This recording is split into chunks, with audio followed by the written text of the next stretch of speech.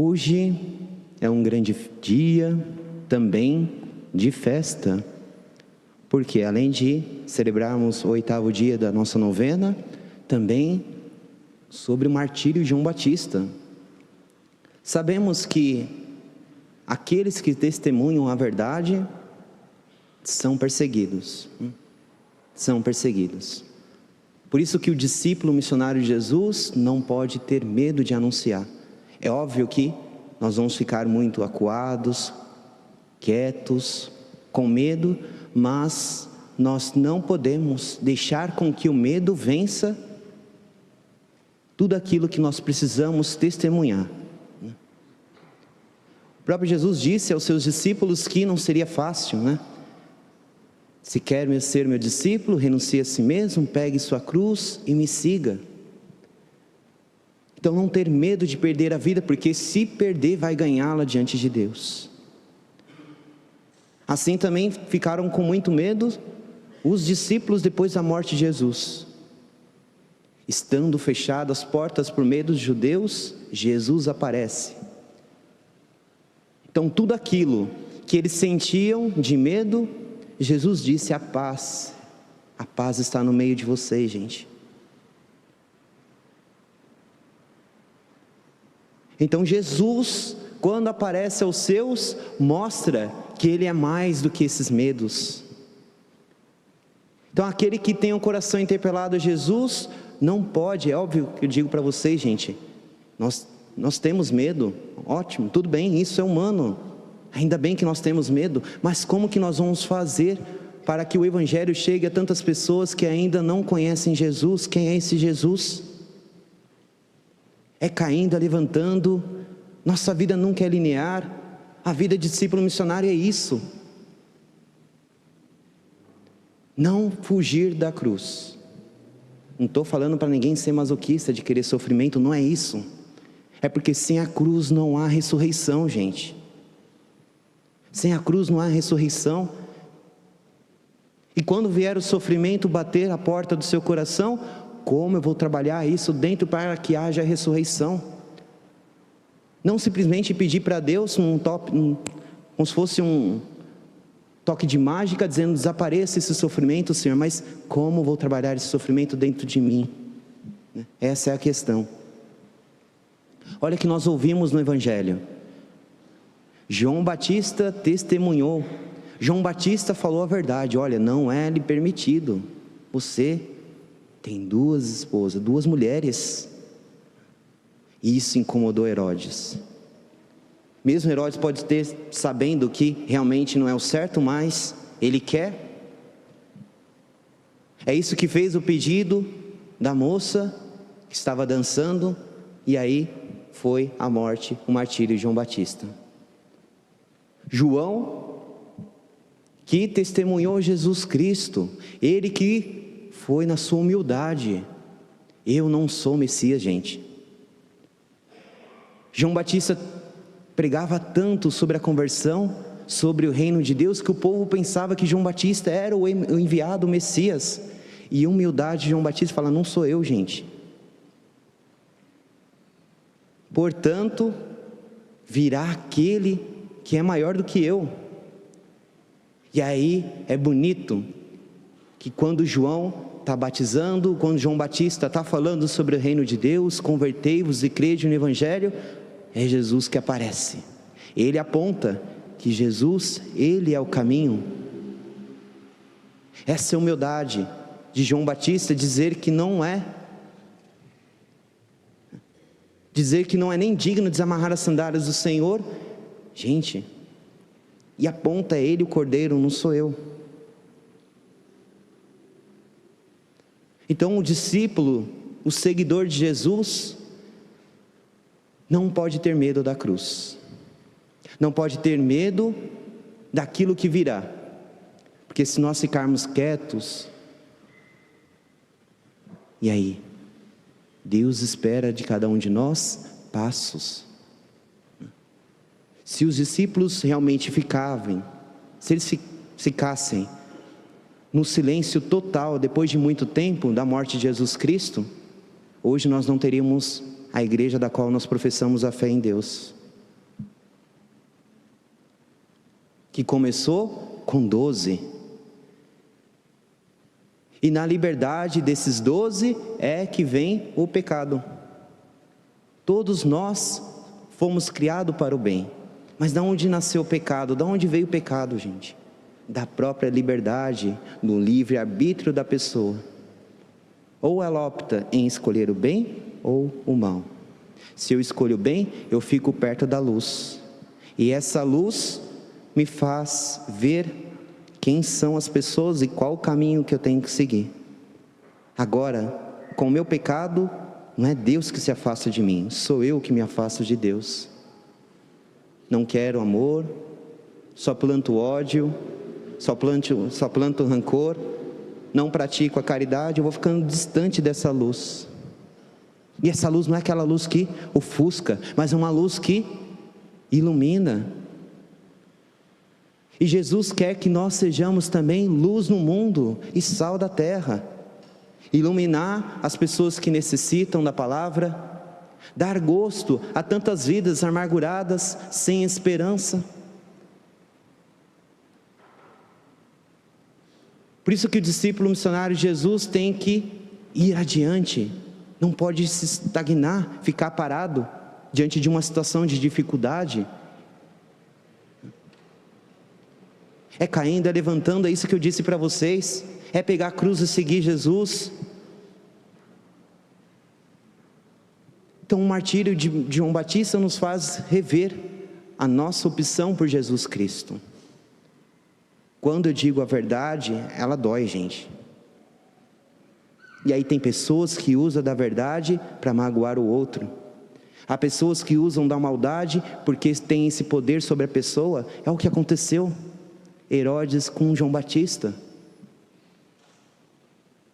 Após denunciar, aconteceu todos esses relatos que nós ouvimos aqui pelo diácono, que ele leu. Por isso nós não devemos nos calar, anunciar a verdade. Eu sei que é desafiador, é mais fácil, né? Vocês aí escutando o padre aqui também, gente, se coloca no lugar.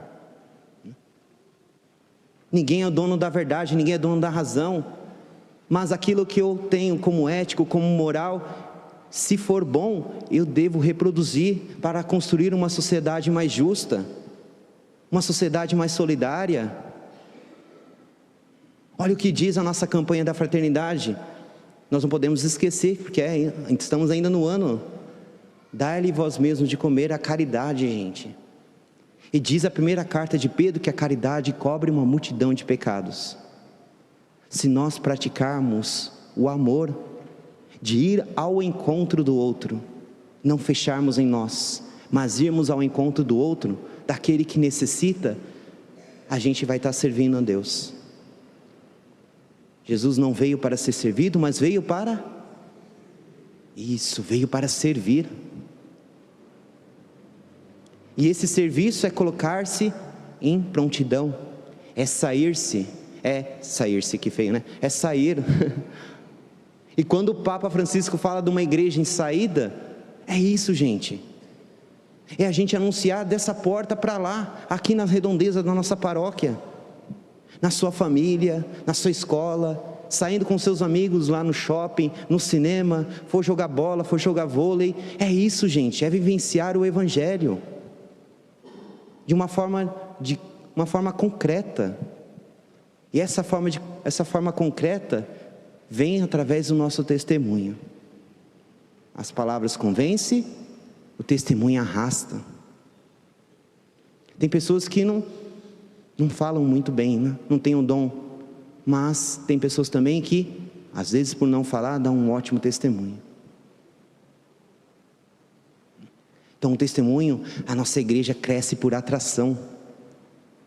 É vendo um jovem evangelizando outro jovem, é vendo um jovem dando lugar para um idoso. Antes, né, quando eu fazia ainda faculdade, sem ser de teologia, não estava na formação salesiana, o ônibus cheio, né? Logo de manhã, fazia faculdade de manhã, trabalhava à tarde, via alguns jovens que, mesmo cansado, numa rotina de segunda a sexta, Numa plena quinta-feira, não sai da minha memória. Numa quinta-feira, um jovem que estava pescando até tubarão, tanto que ele foi tão profundo, né? E chegou uma pessoa, cabelo grisalho, encostou perto dele, e o que ele fez? Levantou, mesmo cansado, deu lugar para a pessoa. Então a caridade, né, é o distintivo do cristão. É o distintivo do cristão, que não pode fugir do nosso coração. Não pode fugir. Onde o nosso mundo nos abocanha, e aí, que respostas eu vou dar a esse mundo? A rotina frenética, vai para lá, vai para cá. Que momento eu paro para escutar a voz de Deus? Claro que nós não vamos ouvir a voz de Deus, olha, faça isso, né? A gente vai ouvir a voz de Deus nas pessoas que mais necessitam.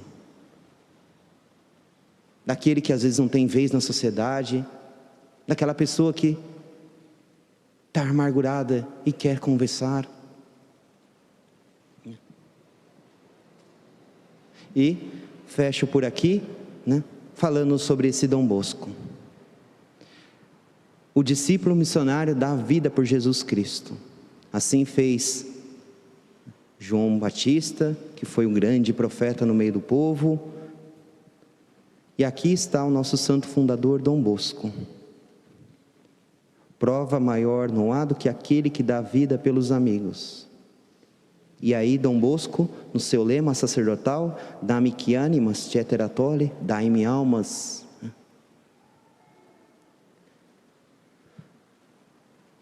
Dom Bosco enxergou em Jesus um modelo de bom pastor.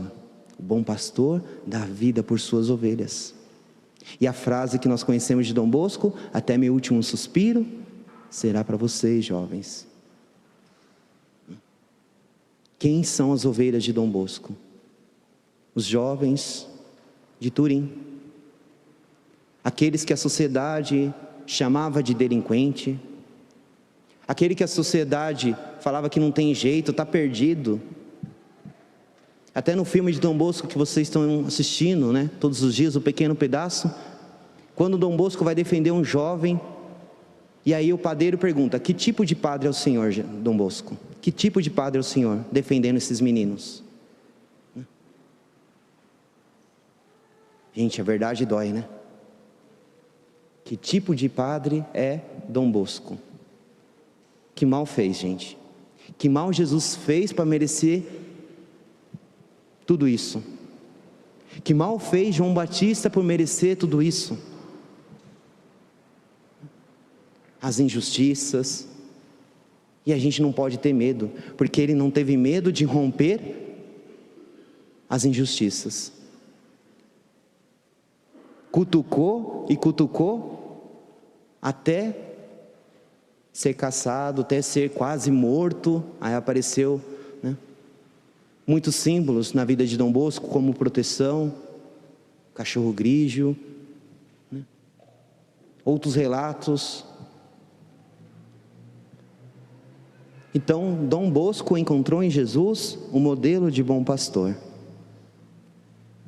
E esse modelo de bom pastor soube conduzir as suas ovelhas para um redil longe dos mercenários, daqueles que não acreditavam nos jovens. Por isso, nessa novena, vamos pedir a graça de Deus por intercessão de Dom Bosco. De não termos medo de anunciar o Evangelho, de dizer a verdade quando nos causa injustiça. Pedimos a força de Deus para superar tudo isso, porque sem Ele a gente não consegue. Amém? Louvado seja nosso Senhor Jesus Cristo. Para sempre seja louvado.